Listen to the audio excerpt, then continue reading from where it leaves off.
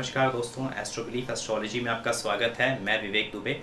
दोस्तों, आज हम बात करेंगे एस्ट्रोलॉजी के कुछ इंटरेस्टिंग कॉम्बिनेशन और ट्रांजिट के बारे में, जो कि आप भी अपने चार्ट पे लगाइए और कमेंट कीजिए कि आपके चार्ट पे एक सूटेबल जा रहा है, नहीं जा रहा है या कैसा जा रहा है। यहाँ पे एक छोटा सा निवेदन होगा, अगर आपका बर्थ टाइम, अगर आपको आपकी बर्थ डिटेल प्रॉपरली पता है तो ही ये करिएगा, क्योंकि बहुत बार ये होता है कि आपको आपके टाइम को लेके 5 मिनट 10 मिनट का अंदाज़ा होता है, या फिर आप कुछ ना कुछ उसको लेके सडनली ये आप बोलते हो आधे घंटे का फ़र्क है या 15 मिनट का फ़र्क है। ऐसा अगर आपके विषय आपके पक्ष में है तो बेसिकली मैं कहूँगा कि आप ना करें। बट जिसका चार्ट वो प्रॉपरली पहले भी फॉलो करते आ रहा है, जिनका बर्थ डिटेल वगैरह प्रॉपर है, उन्हें पता है, तो वो ज़रूर एक बार इसे करके देखें और जो भी रिज़ल्ट हो श्योरली आप कमेंट करें। कुछ अच्छे ऐसे ट्रांजिट पोजीशंस या फिर एस्ट्रोलॉजिकल प्लानिटरी प्लेसमेंट्स के बारे में आज मैं बात करूँगा, जो लाइफ पे काफ़ी बार एक सटीकता से बैठते हैं। तो दोस्तों, आगे बढ़ने से पहले एक छोटी सी इन्फॉर्मेशन, अगर आपने मेरी इंस्टाग्राम प्रोफाइल पे विजिट नहीं किया तो लिंक मैंने डिस्क्रिप्शन में दे रखी है, एक बार विजिट ज़रूर कीजिएगा। एस्ट्रोलॉजी से रिलेटेड काफ़ी इंटरेस्टिंग और नॉलेजेबल पोस्ट आपको वहाँ पे मिलेगी। और साथ ही साथ अगर आपके लाइफ से जो अलग मुद्दे हैं, जैसे कि रिलेशनशिप, मैरिड लाइफ या फिर करियर हो गया आपका, आपके वेल्थ की बात हो गई, राहु को चार्ट में कैसे देखना है, जेमस्टोन कौन सा पहनना है, इन सारे विषयों से रिलेटेड वीडियोस आपको मेरे यूट्यूब के चैनल पे मिल जाएगा। प्लेलिस्ट को ज़रूर चेक कीजिएगा और आई नोटिफिकेशन में भी मैंने कुछ वीडियोस दे रखे हैं, अगर आपको ठीक लगे तो ज़रूर देख सकते हैं। दोस्तों, जो भी मैं मोटा मोटा आपको बताऊंगा आज बेसिकली, वो ज़्यादातर शनि हो गया, चंद्रमा हो गया, मंगल हो गया, गुरु हो गया, इन सब के बीच की जो एक आपस में जो प्लानिटरी पोजीशंस है उनके बारे में आज हम ज़्यादा बात करेंगे, राहु के बारे में, इन सब चीज़ों के बारे में। तो दोस्तों स्टार्ट करता हूँ। एक चीज़ आप बहुत विशेष कर ध्यान दीजिएगा, अगर आप बहुत सारे चार्ट में, जिनके भी चार्ट में शनि और मंगल ने एक दूसरे को एस्पेक्ट दे रखी है, म्यूचुअल हो या फिर 4-10 की एस्पेक्ट हो, आप समझ रहे होंगे 4-10 की, यानी कि अगर मंगल चौथे एस्पेक्ट से शनि को देख रहा है तो शनि भी 10वें एस्पेक्ट से मंगल को देखता है, आपको मालूम होगा, या फिर 7वें एस्पेक्ट से एक दूसरे को देख रहे हैं। तो अगर आपके चार्ट में ऐसा सिचुएशन है कि मंगल और शनि एक दूसरे को देख रहे हैं, तो इस सिचुएशन में इसे ध्यान से समझिएगा जो मैं बोलने जा रहा हूँ। अगर आपकी दशा मंगल की चल रही है या मंगल के राशि में जो प्लैनेट बैठा हो, मान लीजिए मंगल की राशि कौन सी है, वृश्चिक यानी स्कॉर्पियो, और मेष यानी कि एरीज, इसमें जो प्लैनेट बैठा उसकी दशा चल रही है, समझ गया ना। या तो मंगल की दशा चल रही है या तो मंगल के अलावा दूसरे प्लैनेट जो मंगल की राशि में बैठा हुआ है उसकी दशा चल रही है। आप ये देखेंगे कि इस पर्टिकुलर ट्रांजिट के इस पर्टिकुलर महादशा जब उसकी चल रही है, चाहे मंगल की चल रही हो, चाहे उसकी राशि में बैठा कोई लॉर्ड हो उसकी चल रही हो, जहां पे भी मंगल बैठा है, जिस पोजीशन पे बैठा है, वहां से रिलेटेड कुछ न कुछ चोट चपेट सर्जरी जरूर कराता है उस दौरान, यानी कि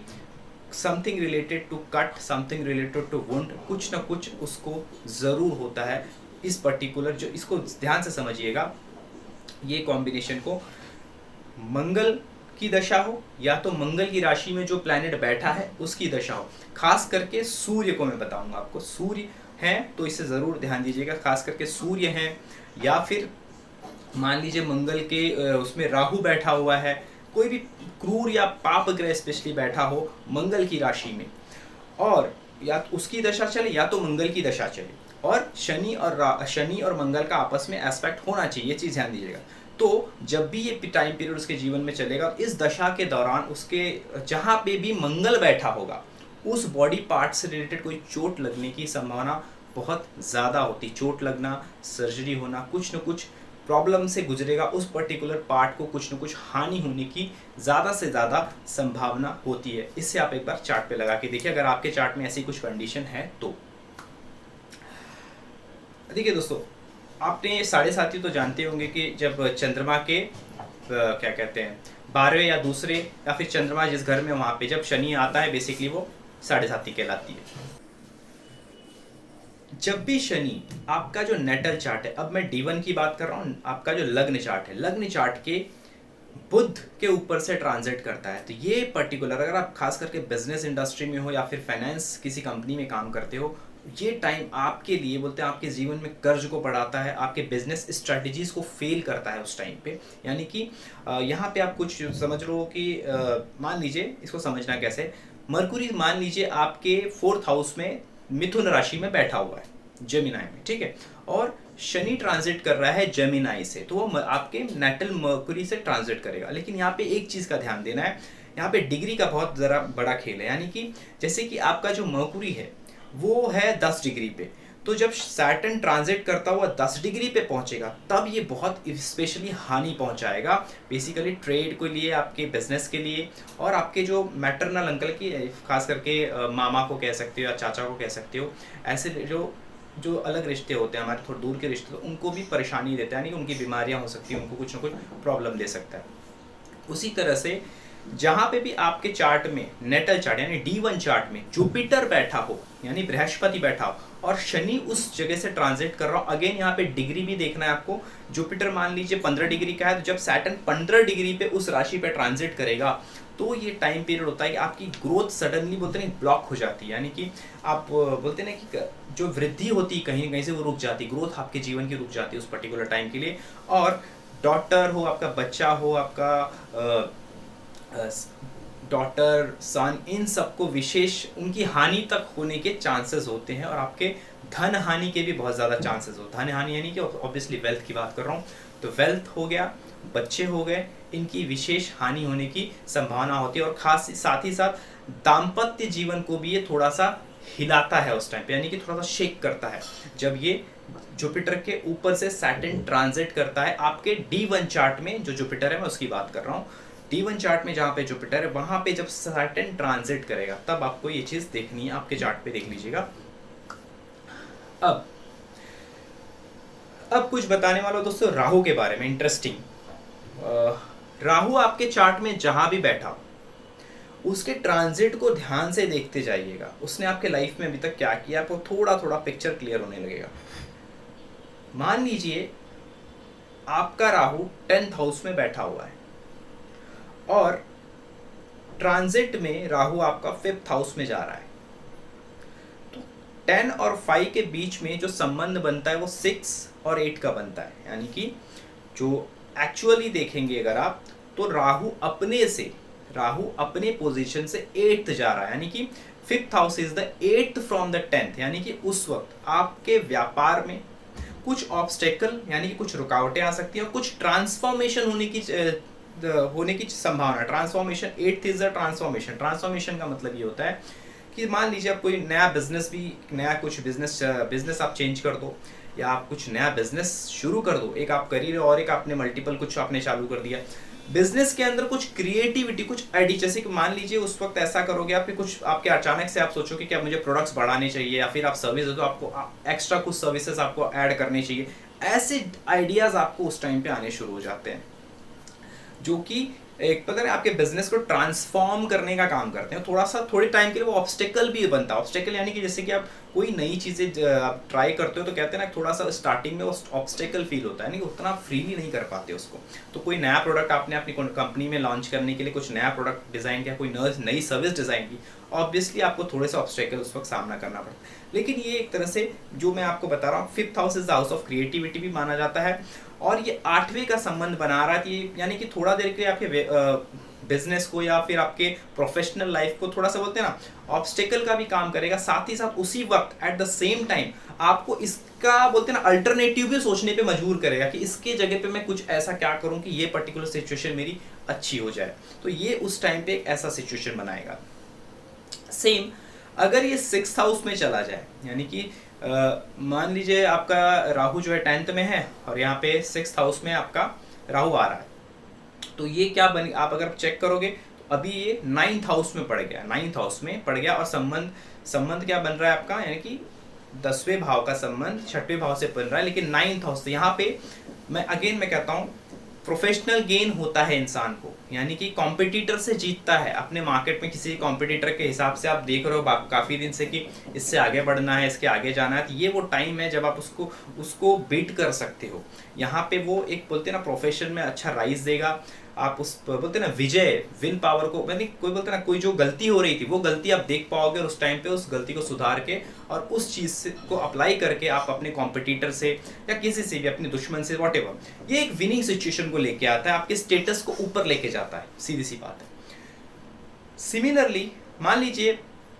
ये थर्ड हाउस में चला जाता है, मान लीजिए इसी तरह आपको ये देखिए कॉम्बिनेशन को मैं 10th हाउस के हिसाब से समझा रहा हूँ, इसको किसी तरह भी समझ सकते हो, कहीं पे भी रख के समझ सकते हो। मान लीजिए अगर राहु 10th में है और ट्रांजिट में राहु चल रहा है आपके थर्ड हाउस में, ठीक है। तो थर्ड हाउस में अगर राहु के ट्रांजिट चल रहा है तो ये संबंध क्या बना रहा है, आप खुद काउंट कीजिए, 1 2 3 4 5 6, ये 6th हाउस का कॉम्बिनेशन बन रहा है, यानी कि 6 और 10, यानी कि उस टाइम पे आपको एनिमिकल चीज़ों को ज़्यादा झेलनी पड़ेगी। यानी एनिमिकल कहने का मतलब है कि बोलते हैं ना कि आप वहाँ पे third house is will power, वहाँ पे आपको एक्स्ट्रा डेयरिंग दिखानी पड़ेगी। यानी कि कहते हैं ना कि ऑब्वियसली जब आपसे कोई दुश्मनी निकालेगा या फिर आपको कोई एज अ कॉम्पिटिटर बोल सकते हो, एज अ दुश्मन आपको फील कराएगा, यानी कि छठा भाव आप समझ सकते हैं क्या है। ये टाइम सिचुएशन ऐसा भी हो सकता है कि आप अपने बिजनेस के लिए, आप जो भी प्रोफेशन में उस टाइम पे आप लोन भी ले सकते हो, because it's a combination of 6-10 का 3 और 10, जब राहु 10वें से तीसरे जाएगा तो ये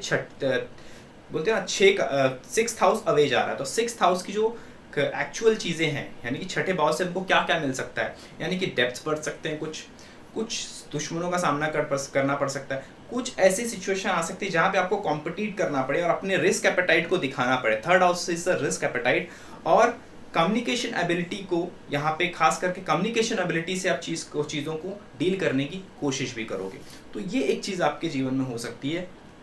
इसको आप और भी इस तरीके से देख सकते हो। मान लीजिए आपके नेटल चार्ट में राहु 11th हाउस में है, आपके चार्ट में वो 6th हाउस में जा रहा है। अब ये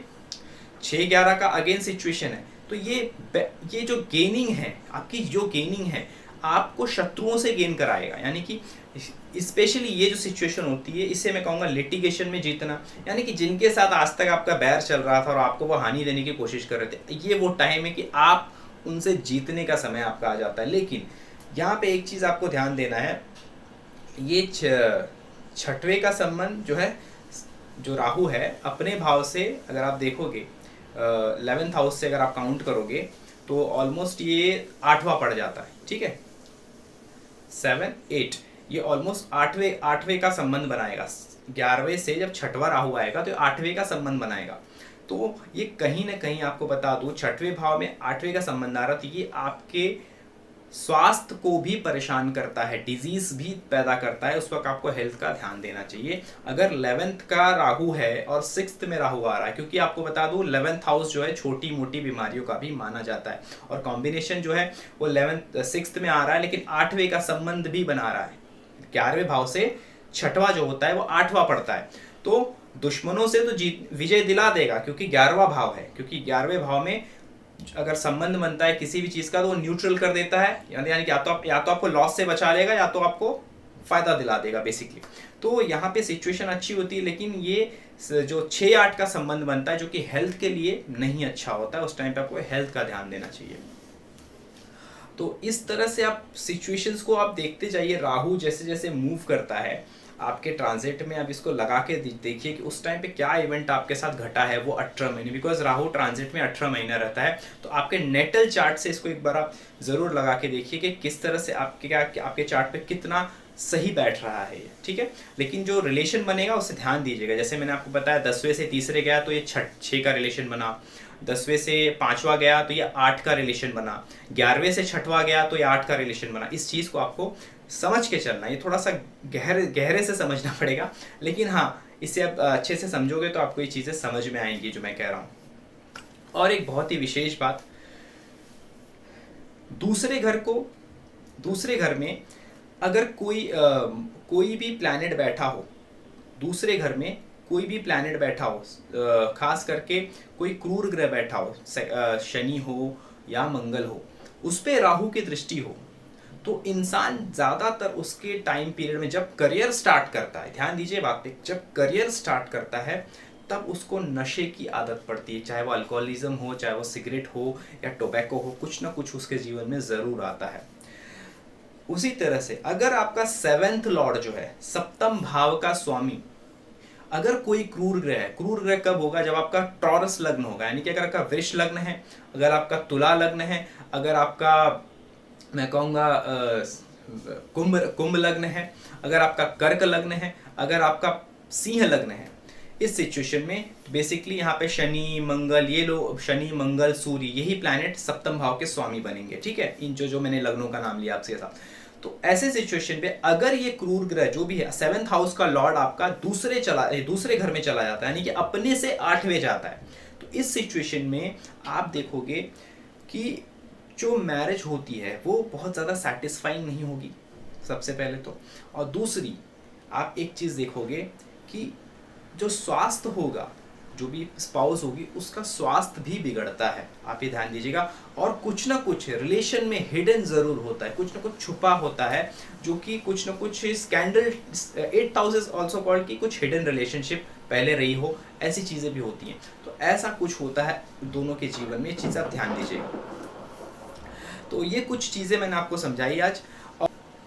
और दोस्तों, बहुत ही इम्पॉर्टेंट रूल ये मैं समझा के जा रहा हूँ, ये आपको बहुत काम भी आएगी, विशेष करके 2nd हाउस, 5th हाउस और 7th house. 2nd, 5th, 7th, दूसरा, 5वां, 7वां, इन घरों पे अगर एक से ज़्यादा मैलेफिक, यानी कि शनि राहु, सूर्य राहु, शनि सूर्य, ऐसे 2 मैलेफिक प्लैनेट या 2 से ज़्यादा प्लैनेट की दृष्टियां हों, यहाँ पे मैं दृष्टियों की बात कर रहा हूँ, मात्र दृष्टियां हों हाउसेस पे या हाउस के लॉर्ड पे, यानी कि जैसे मान लीजिए आपकी कुंडली में दूसरे भाव का स्वामी मान लीजिए शुक्र है, ठीक है, यानी मेष लग्न की कुंडली में पकड़ लेते हैं, दूसरे भाव का स्वामी शुक्र है, या तो शुक्र के ऊपर एक से ज़्यादा 2 मैलेफिक की दृष्टियां हों, जैसे शनि और सूर्य उसको देख रहे हैं, या फिर दूसरे घर को देख रहे हैं। इस सिचुएशन में दूसरे घर के जो एट्रीब्यूट्स हैं वो खराब हो जाएंगे, यानी कि वेल्थ खराब हो जाएगी, फैमिली बहुत अच्छी नहीं है। फैमिली बहुत अच्छी का मतलब है कि फैमिली में झगड़े होना, जिसके चार्ट में है उसका फैमिली के साथ बहुत अच्छा एक बोलते हैं ना कंपैटिबिलिटी नहीं बैठेगा, यानी कि खुश नहीं रहे, उसकी फैमिली उससे खास करके खुश नहीं रहेगी, और वो भी फैमिली से बोलते हैं ना कुछ अनबन चलती रहेगी उसकी।